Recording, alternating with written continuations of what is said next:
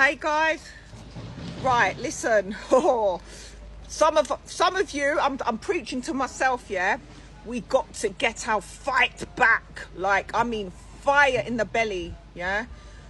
If you are a child of God and you are following Jesus Christ, yeah, you cannot afford to see yourself as a little pussycat.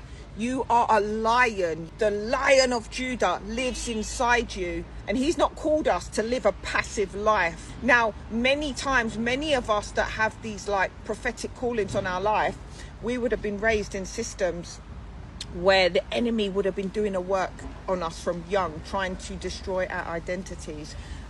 Would have been giving us a lot of trauma.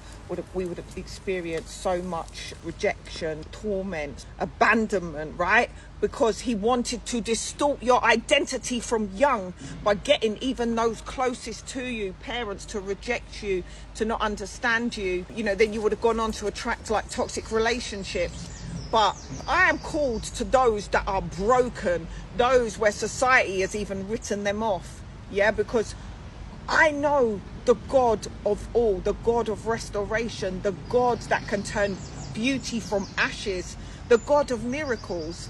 And we cannot afford to be a victim of our circumstances. And when I say of our circumstances, like, we didn't get to decide what bloodline we were born into, right? We didn't get to decide that. So why should we be a victim of these demonic altars that have been running, that have took all of our generations, that have took all of our ancestors in our bloodline, you know, delayed marriages, drugs, alcohol, mental health, whatever is in your bloodline, you have to see the pattern. I don't know what the pattern is that's been in your bloodline, but we would all have personal patterns, because the Bible says, for those who serve the Lord, I will bless 1,000 generations thereafter. Some of the ancestors, they made covenants with demonic principalities, and that's why you are now experiencing the trauma and the setbacks. So we have to keep our personal altars going. Do not shrink back. Sometimes we have seasons, right, where we want to quit.